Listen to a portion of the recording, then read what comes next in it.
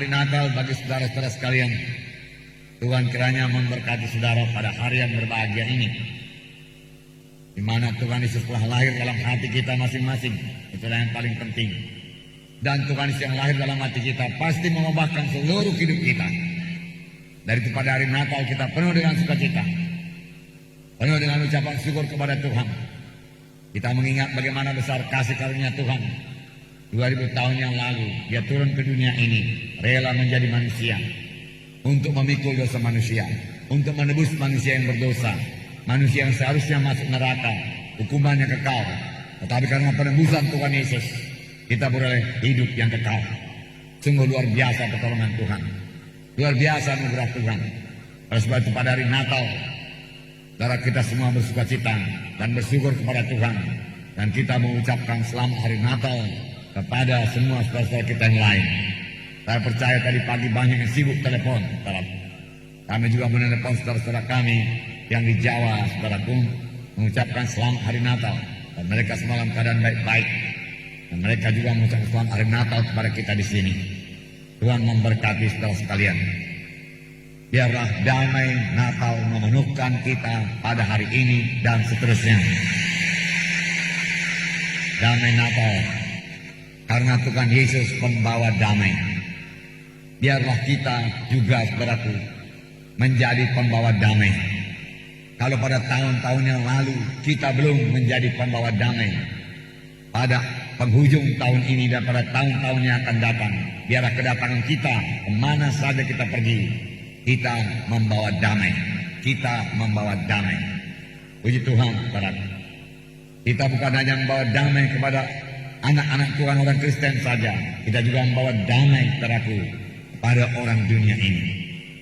Saudaraku, kelihatannya dan nyatanya juga, saudaraku, kalau kita memiliki damai, bicara kita menjadi damai, dan mereka bisa merasakan damai yang ada pada kita. Puji Tuhan, saudaraku. Banyak, saudaraku, dari agama-agama lain juga, kalau kita berbicara dengan dia dan kita membawa damai dalam hati kita, mereka mengakuinya. Rasanya kok damainya, dia katakan. Ada juga mengatakan, wah rasanya teduh sekali, dia katakan. Ya, puji Tuhan, saudaraku.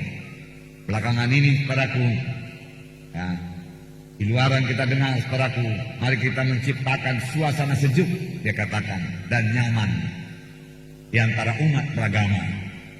Saudaraku, puji Tuhanlah untuk perkataan yang demikian. Namun Alkitab memakai perkataan yang lebih kuat lagi, yaitu damai. Damai sejahtera daripada Tuhan. Dalam damai sejahtera daripada Tuhan, tidak ada kekerasan, tidak ada pertengkaran, saudaraku.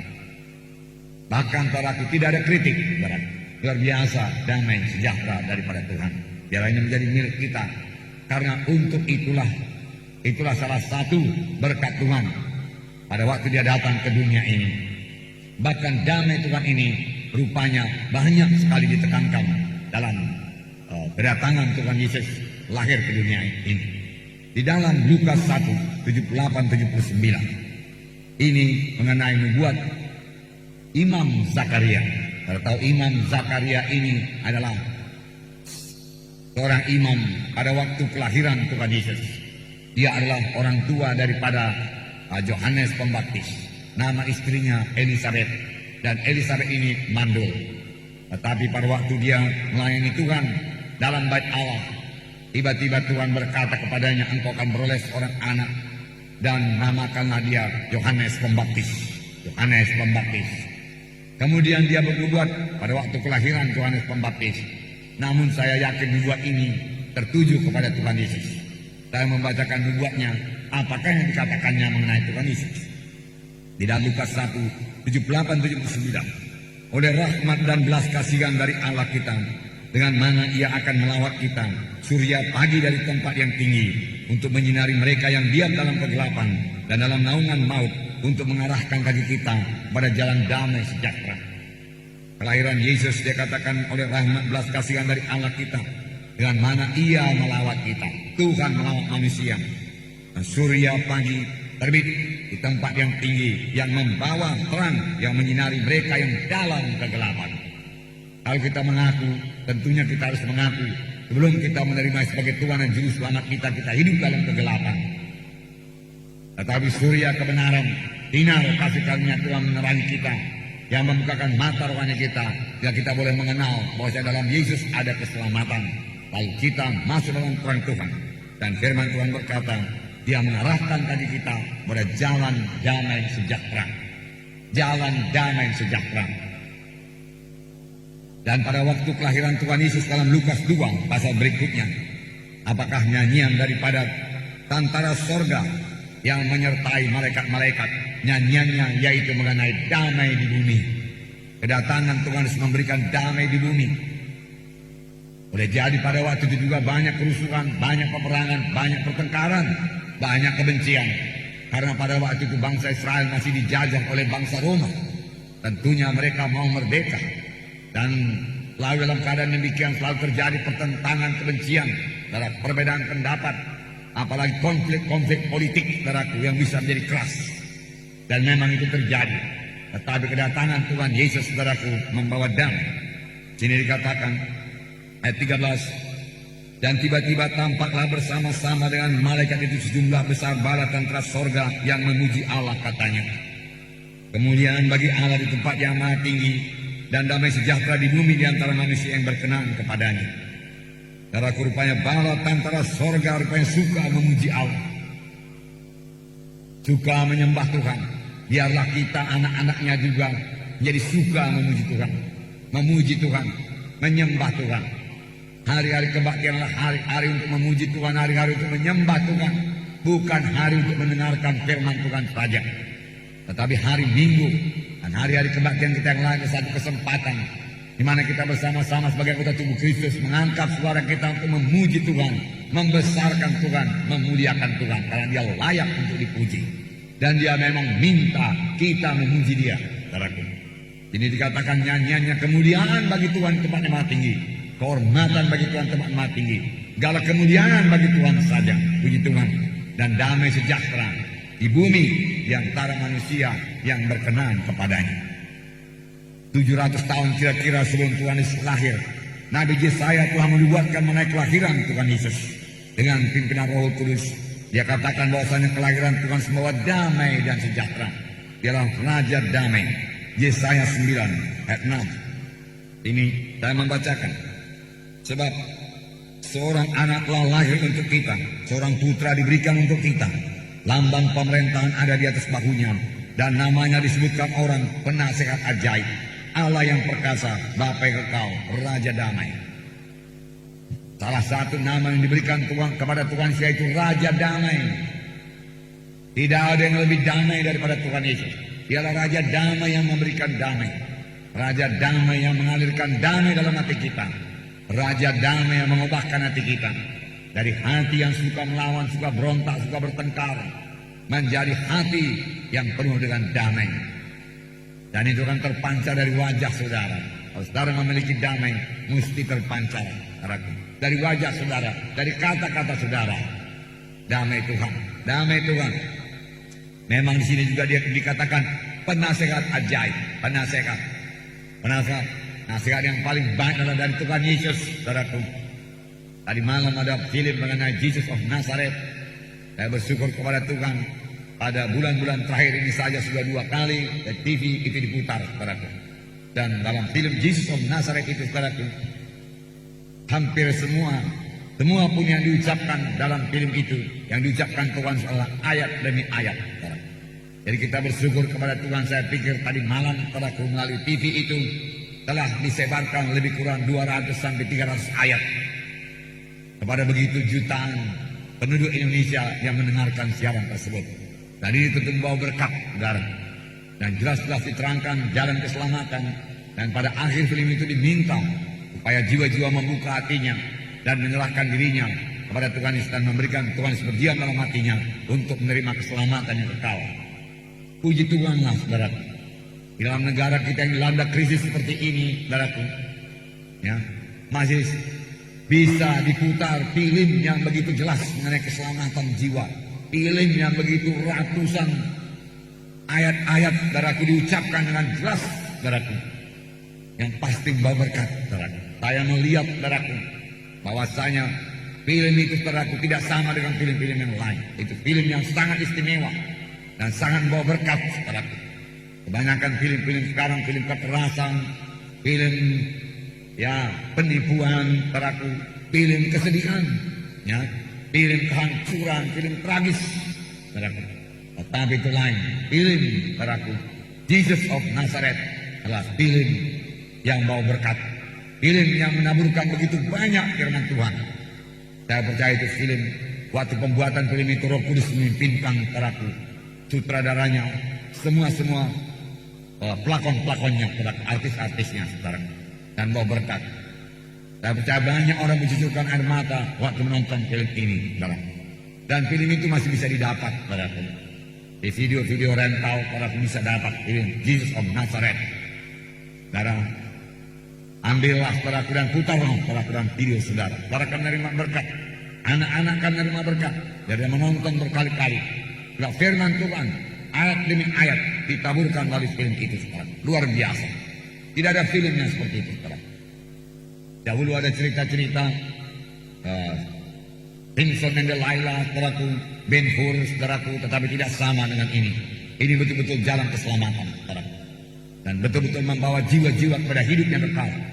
Jadi, saudaraku, sekaligus Injil ditaburkan melalui TV. Satu berkat yang besar bagi Indonesia ini, saudaraku. Saudara, kalau saya renungkan itu, rupanya Tuhan Yesus masih cinta kepada negara kita, Republik Indonesia ini. Jadi tentunya kita semua masih punya harapan Indonesia ini akan bertambah-tambah baik, saudara. Haleluya. Puji Tuhan, puji Tuhan, puji Tuhan. Lebih-lebih apa lagi, kita semua, saudaraku, menjadi pembawa damai. Jadi nama Tuhan Yesus dikatakan ajaib. Memang dia ajaib, sampai sekarang dia ajaib. Dia tidak berubah. Perbuatannya sampai sekarang masih ajaib. Ajaib. Ajaib. Dia masih memberikan kesembuhan yang ajaib. Dia masih memberikan berkat dengan cara yang ajaib. Luar biasa Tuhan. Dan pelayanan Tuhan Yesus tidak berubah. Dahulu dia berbuat ajaib, hari ini dia berbuat ajaib. Kasih Tuhan tidak berubah. Kuasanya tidak berubah. Puji Tuhan. Dia Tuhan yang hidup selama-lamanya. Yang suka bersekutu dengan saudara, suka bersekutu dengan saya. Berilah waktu-waktu saudara untuk bersekutu dengan Tuhan. Di pagi hari adalah saat yang paling indah bersekutu dengan Tuhan. Carilah wajah Tuhan, rendahkan diri saudara, bertobat dari segala dosa, maka saudara akan bersekutu dengan Tuhan Yesus dan menerima kekuatan daripadanya. Ajaib, dan saudara boleh mengalami ajaib Tuhan dalam hidup saudara. Tuhan tidak menahan ajaibnya bagi dirinya sendiri. Ajaibnya itu bahkan dia suka sekali memberikannya kepada anak-anaknya sekalian. Dan saudara boleh mengalami ajaib Tuhan untuk saudara. Banyak kali saya mengalami, kami mengalami ajaib Tuhan. Perkara yang tidak disangka-sangka, yang tidak dipikir-pikir, Tuhan berikan begitu baik jadinya. Karena mujizat Tuhan berlangsung, ajaib Tuhan berlangsung. Nah, kami tidak berhenti memuji Tuhan, bersyukur kepada Tuhan, menyembah Tuhan, dan memberikan segala kemuliaan kepada Tuhan. Amin, saudara. Dia ajaib, dia masih ajaib. Allah yang perkasa, atau Allah yang maha kuasa, terjemahan lama, dia maha kuasa, dia perkasa. Tidak ada perkara yang mustahil kepadanya. Bahkan pada hari ini juga, pada hari Natal, yang jangan batasi kuasa Tuhan. Jangan batasi kuasa Tuhan. Dia Allah yang maha kuasa. Dia sanggup, saudara, menyembuhkan saudara pada hari ini. Dia sanggup menolong saudara. Dia sanggup memberkati saudara. Saudaraku, jangan khawatir kalau ada di antara kita yang kena PHK dan lain sebagainya, atau dilanda krisis ekonomi, saudaraku, jangan khawatir. Dia ajaib adanya. Dia memiliki 1001 jalan untuk memberkati saudara. Dengar saja suaranya. Saudaraku, ikuti pimpinannya. Ikut dia dengan tekun. Roman ajaib Tuhan berikan bagi saudara. Haleluya, Tuhan memberkati saudara. Bapa yang kekal selama-lamanya. Dia hidup selama-lamanya. Dia tidak akan mati-mati, saudaraku. Dan sampai pada masa kekekalan nanti kita akan bersama-sama dengan Bapa. Bahkan mulai sekarang kita sudah bersama-sama dengan Bapa dalam masa kekekalan. Puji Tuhan, saudara. Nah, Raja Damai. Tidak ketinggalan tertulis Raja Damai. Raja Damai. Tuhan suka damai di bumi ini. Tuhan suka damai dalam gerejanya. Dan damai dalam gerejanya dimulai dari damai dalam hati anak-anaknya. Tidak mungkin damai di gereja kalau dalam hati kita tidak ada damai. Dan Tuhan mau memberikan damainya dalam hati kita. Damaiku kuberikan padamu, Tuhan Yesus berkata. Bukan seperti damai yang diberikan dunia ini. Ya, boleh jadi ada damai dari dunia ini, saudara. Tetapi Tuhan berkata, damai dari dunia ini boleh jadi damai karena untung, damai karena uang, damai karena piknik-piknik dan lain sebagainya. Tapi Tuhan berkata, damaiku lain daripada itu. Bukan seperti damai dunia ini. Damai Tuhan kekal, damai Tuhan teguh, damai Tuhan padaku tidak bisa hilang oleh gelombang-gelombang dunia ini, oleh kekacauan dunia ini. Tidak bisa. Biar damai Tuhan memerintah hati kita selalu, saudara. Nah, Tuhan Yesus datang ke dunia ini untuk memberikan damai bagi semua orang yang menyerahkan hidupnya kepadanya. Dia pasti beroleh damai. Hal yang pertama saudara terima pada waktu saudara menerima sebagai Tuhan dan Juru Selamat saudara, masa senang. Damai. Boleh jadi saudara tidak bisa menceritakannya, tapi itu yang jadi kepada saudara, itu jadi kepada saya. Saya merasa damai, saya merasa sejahtera sekali setelah saya diselamatkan dan diselamatkan saya. Damai adalah khotbah Tuhan Yesus. Kisah 10 ayat 38. Saya membacakan pada saudara. Kisah 10 ayat 38. Kisah 10 ayat 38 sini dikatakan, ayat 36. Itulah firman yang ia suruh sampaikan kepada orang-orang Israel, yaitu firman yang memberitakan damai sejahtera oleh Yesus Kristus, yang adalah Tuhan dari semua orang. Nah, itulah firman yang ia suruh atau Yesus suruh beritakan, sampaikan kepada orang-orang Israel, yaitu firman yang memberitakan damai. Tidak heran kalau Tuhan masuk dalam satu rumah, dia berkata, damai bagi rumah ini. Dia menyuruh murid-muridnya yang menginjil dan berkata, kalau kamu masuk rumah orang, katakan damai bagi rumah ini, sejahtera bagi rumah ini. Kalau pemilik rumah itu layak, maka damai tinggal padanya. Tapi kalau dia tidak layak, maka damai itu kembali kepadamu. Tuhan berkata, berikan damai kepadamu. Banyak saudara memberikan damai, damai saudara juga tidak akan hilang, bahkan bertambah melimpah-limpah lagi dalam saudara. Damai bagi rumah ini, selamat hari Natal, damai bagimu. Amin saudara. Ya, puji Tuhan. Karena dia Raja damai tinggal bagi saudara. Ketika Tuhan Yesus melayani jiwa-jiwa, saudara, selalu jiwa-jiwa yang sudah dilayaninya itu kembali dengan damai. Saudara, kecuali yang tidak mau bertobat, kecuali yang mengkritik Tuhan Yesus. Tetapi semua yang mohon pertolongan Tuhan Yesus, apakah itu mohon keampunan dosa, mohon kebebasan daripada iblis, setan, mohon kebebasan daripada ikatan-ikatan, saudaraku, kegelapan. Semuanya mereka disuruh pulang oleh Tuhan dengan damai. Orang berdosa datang kepada Tuhan Yesus dan dia pulang dengan damai. Maka seorang perempuan berdosa di pinggir sumur Samaria dilayani oleh Tuhan Yesus. Dan perempuan itu berkata, aku tahu Mesias itu akan datang. Dan kalau dia datang, dia akan menceritakan segala perkara ini kepada kami. Tuhan Yesus berkata, akulah dia yang berkata-kata dengan engkau. Perempuan itu terkejut dan dia berlari ke kampung. Dan dia berkata, aku telah bertemu dengan Mesias. Marilah lihat, dia katakan. Dia menceritakan segala dosaku. Betapa damai hatinya. Yesus membawa damai. Membawa damai, membawa sukacita. Betapa damainya hati ibu yang anaknya, pemuda Nain itu, yang sudah mati diusung untuk dibawa ke kuburan. Di tengah jalan berjumpa dengan Tuhan Yesus. Yesus menghentikan iring-iringan itu dan dia datang ke usungan itu dan berkata, anak muda, aku berkata kepadamu, bangkitlah. Anak muda itu bangkit dan diberikannya kepada ibunya. Betapa mereka sukacita, damai, sejahtera. Inilah yang diberikan oleh Tuhan Yesus. Seorang perempuan yang sakit 12 tahun datang kepada Tuhan Yesus dan dia berkata, kalau kujamah saja jubahnya aku akan sembuh.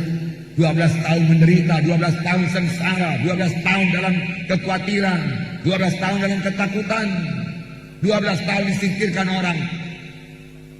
Karena penyakit yang dialaminya itu selaku pada waktu itu dianggap najis dan tidak bisa berkumpul dengan orang ramai. Saudara, dia bertemu dengan Tuhan Yesus. Hai anakku, imanmu telah menyembuhkan engkau, pulanglah dengan selamat, tetaplah sembuh daripada penyakitmu itu. Betapa damai dia pulang, betapa sukacita dia pulang. Kepada seorang yang diusung, saudaraku, naik ke atas loteng, kemudian diulurkan ke bawah, tepat di depan Yesus. Tuhan Yesus berkata, hai anakku, dosamu sudah diampuni. Pada tahun 65, pada Tuhan Yesus berkata demikian kepada saya. Memang saya tidak diusung datang ke gereja, tapi saya mengusung dosa. Saya memikul dosa, banyak dosa saya pikul ke gereja. Dan pada waktu itu saya maju ke depan dengan menangis. Saudara, saya yang pertama ke depan, saudara. Saya tahu saya berlari ke depan dan orang heran melihat saya, saudara. Pada waktu itu altar call bukannya banyak-banyak, saudara. Altar call 1 orang, 2 orang, saudara. Dan saya salah satunya. Boleh jadi pada waktu itu cuma kami sekeluarga lah yang datang ke depan. Saudara, dan saya yang paling duluan, saudara. Dan saya menangis, saudara. Saya menangis. Saya orang berdosa, Tuhan. Saya tidak layak, Tuhan. Saya tidak layak. Di sekeliling saya, saudara, kebaktian orang-orang desa semua, saudara. Dari mukanya cerah-cerah, saudara. Dan saudaraku, saya tahu Tuhan berkata kepada saya, hai anakku, dosamu sudah diampuni. Saudaraku, selesai dari gereja saya tidak mau pulang, saudara. Saya tinggal di gereja itu sampai jam 4 sampai jam 5. Berkata-kata ke sana, saya sangat sukacita, sangat damai, sangat sejahtera, saudara. Dan itu hanya beberapa waktu saja, saudaraku, sebelum Gestok, saudaraku, tahun 65, peristiwa Gestok itu, saudara, gerakan 30 September itu, saudara. Ya. Nah, saudara, yang kasih dalam nama Yesus, pada waktu itu, saudaraku, pada damainya saya dengan teman saya, saudaraku, kami keliling-keliling kota Medan di jam 10 malam. Tetapi rupanya orang semua sudah ketakutan. Kami tidak tahu politik waktu itu, kami tidak tahu apa yang terjadi. Bahkan begitu sunyinya kota Medan dan hujan lagi, dan kami berhenti berteduh di penjara Sukamulia, dan kami heran mengapa tidak ada orang yang lewat pada malam ini. Apa yang terjadi? Jam berapa ini saya katakan? Kawan saya namanya selesai. Jam berapa ini selesai? Saya katakan. Nah, saudara, dia lihat jamnya, saudara. Belum jam 10 dia katakan. Wah, rasanya seperti jam 12. Ya, tidak ada orang. Apa yang terjadi? Rupanya, saudara, sudah gerakan-gerakan itu sudah menyebar seluruh Indonesia. Kami yang tidak tahu, karena kami banyak kebaktian, saudara. Banyak kebaktian. Kadang-kadang di desa, kadang-kadang di kota. Semua kebaktian tidak ada saya tinggalkan, saudara. Saya mau lebih banyak kebaktian, lebih banyak baca Alkitab, lebih banyak baca perjanjian baru, saudara. Pujilah Tuhan, saudara. Kenapa? Ada damai Tuhan, damai Tuhan, damai Tuhan. Tuhan Yesus suka damai, dan Dia pemberi damai. Pada air laut yang bergelombang, pada angin di danau, di mana murid-murid sudah ketakutan, Tuhan Yesus berdiri dan berkata, hai danau, hai angin, aku berkata kepadamu, diam, tenanglah engkau. Ketika itu juga danau menjadi tenang sekali, dan angin menjadi reda. Dia Raja damai. Amin, saudaraku. Biarlah Dia memerintah dalam hati kita. Baik kita juga menjadi pembawa damai. Kemana saja kita datang, ucapan kita damai. Orang merasa damai, orang merasa sejahtera, orang bawa berkat, dan itu membawa orang kepada pertobatan. Ini berita Natal, berita Raja damai tinggal dalam saudara. Nah, saudara juga menjadi pembawa damai. Saya yakin, saudaraku, memang kelihatannya luar biasa kejamnya penyaliban Tuhan Yesus. Ya. Bagaimana Dia mengangkat salib, saudara lihat dalam fragmen, saudaraku, dicabukin, saudaraku. Di pala-palanya mengangkat salib, saudaraku. Seluruh tubuhnya, saudaraku, dilumuri oleh darah yang mahal daripada mahkota duri, darah yang mahal daripada punggung, saudaraku, yang dicambuk itu, saudara. Nah, kelihatannya seolah-olah tidak damai, tapi sebenarnya dalam keadaan damai yang sangat teguh pada waktu itu. Mengapa? Sesudah berdoa di Getsemani, Dia mengetahui dengan pasti bahwasanya, Dia mengetahui dengan tegas bahwasanya Bapaknya berkehendak bahwasanya Dia disalib.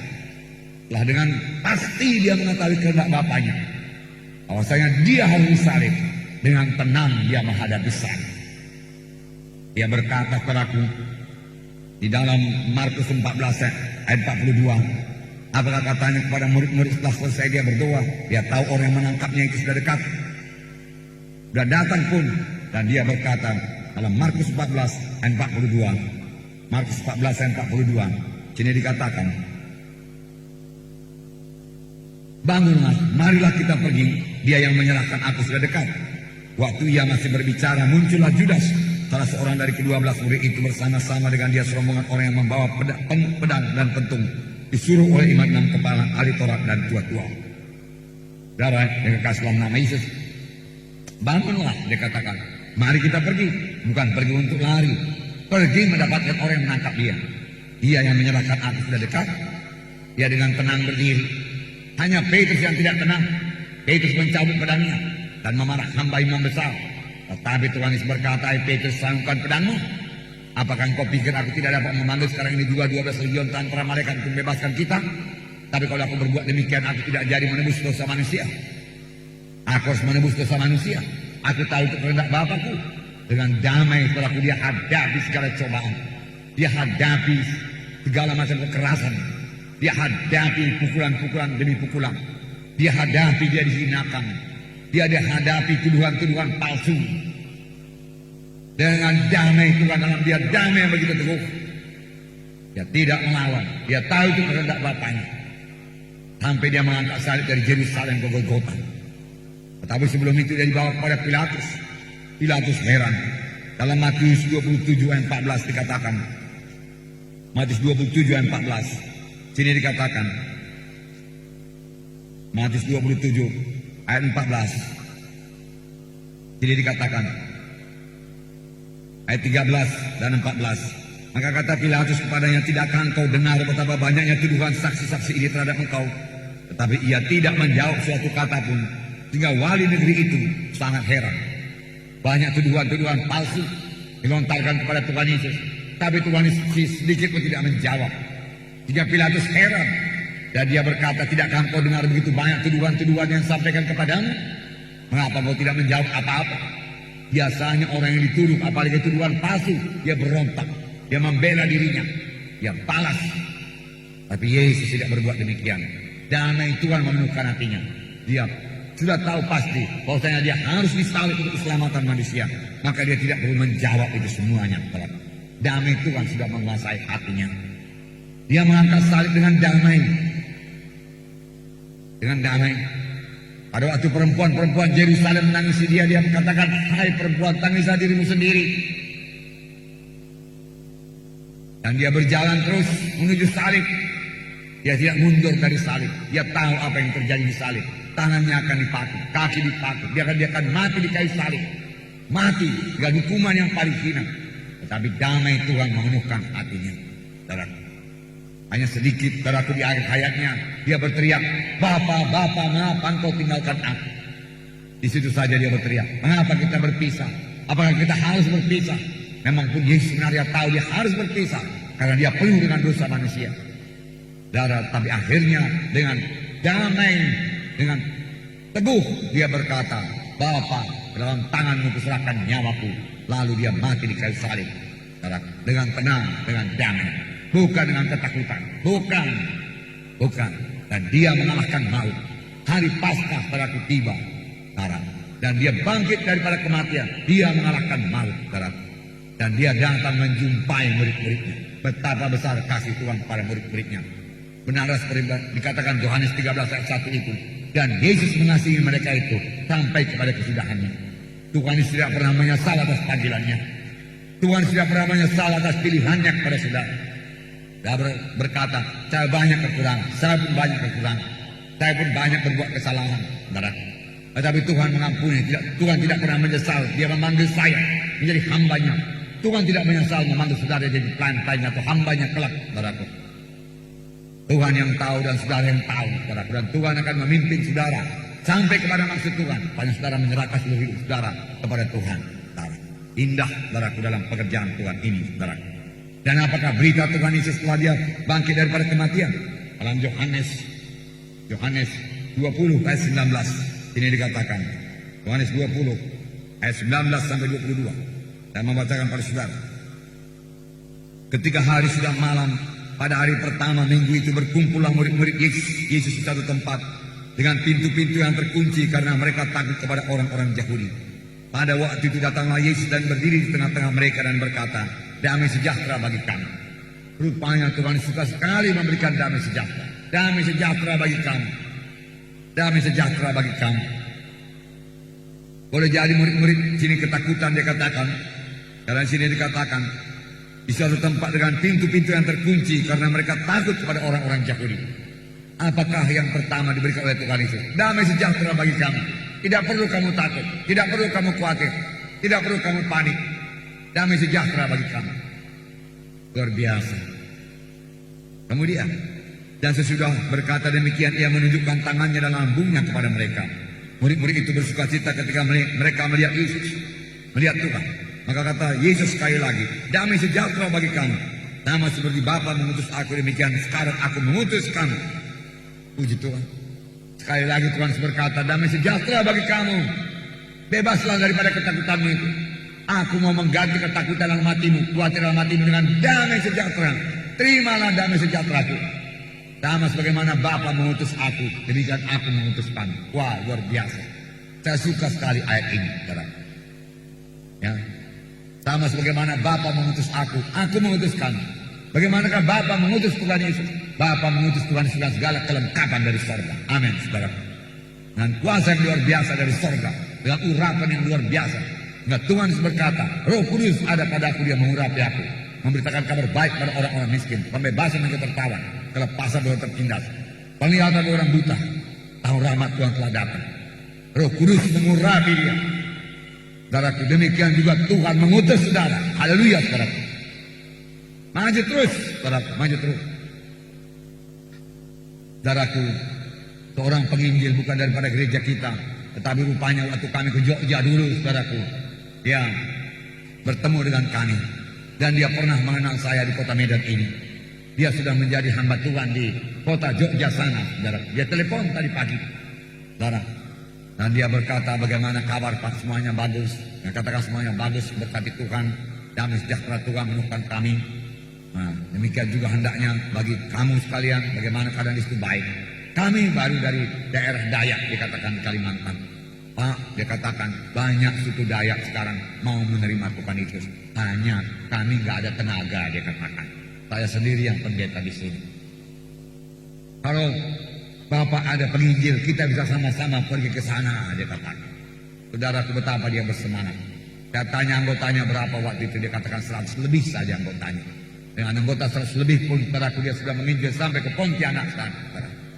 Tetapi hanya penginjilan sajalah Pak, dia katakan. Kami tidak bisa bangun gereja karena tidak ada tenaga. Kurang penuai-penuai. Saudaraku, begitu Roh Kudus bekerja sekarang, saudaraku.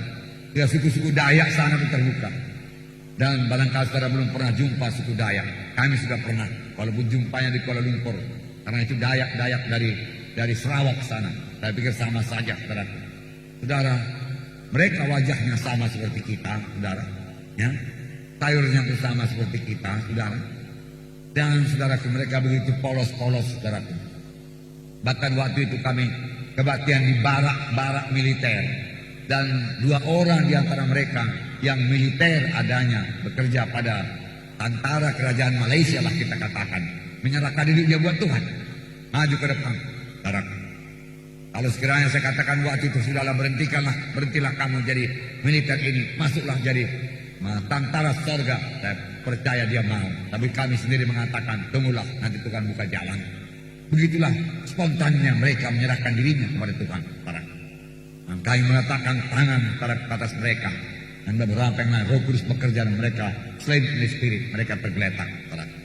Dan mereka menjamu kami dengan luar biasa. Rupanya mereka sudah bersiap.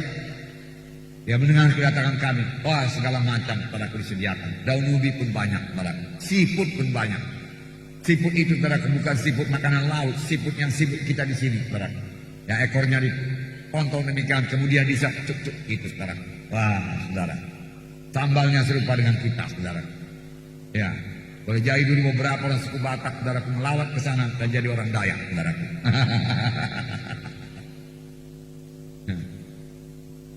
Mereka juga makan babi, saudara. Ya. Dan mereka punya rumah panjang, sama seperti rumah Batak itu, saudara. Rumah panjang namanya. Nah, banyak yang belum selamat. Banyak lagi kerja, saudaraku. Banyak lagi kerja. Itu hanya bisa dikerjakan dengan damai Tuhan dalam hati kita. Amin, saudara. Damai sejahtera diberikan padamu. Sama sebagaimana Bapa mengutus aku mengutus kamu. Jadi saudara, kalau saudara diutus Tuhan jadi penginjil, jadi hamba Tuhan, percaya sajalah kuasa Tuhan menyertai saudara. Amin. Ya. Tuhan tidak begitu lalai, saudara. Tuhan tidak begitu lalai untuk mengirimkan kita melawan setan tanpa melengkapi kita lebih dahulu. Tuhan tidak lalai. Bahkan, saudaraku, cara kasarnya, Tuhan tidak bodoh, saudara. Ya. Misalnya saya tidak menyuruh anak saya ke satu tempat yang berbahaya, saudara.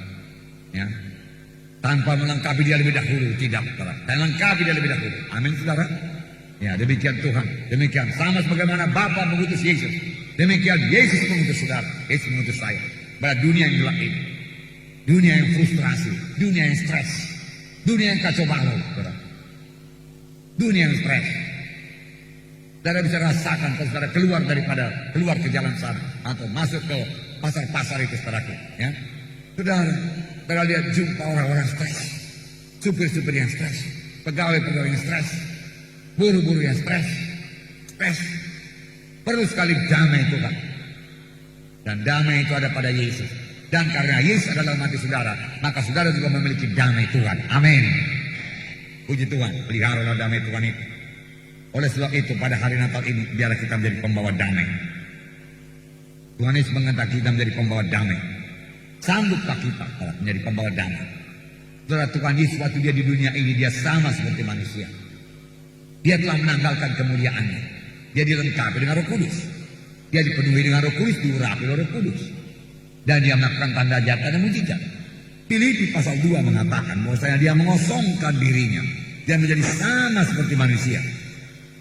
Itu sebabnya setan mencobai dia. Kalau dia dalam keadaan Allah, saudaraku, setan tidak akan mencobai dia. Tidak mungkin mencobai Tuhan, saudara. Allah tidak bisa dicobai. Tidak mungkin. Tetapi karena setan ini punya pengharapan bahwasanya Yesus dalam keadaan manusia bisa jatuh kepada dosa. Dia coba.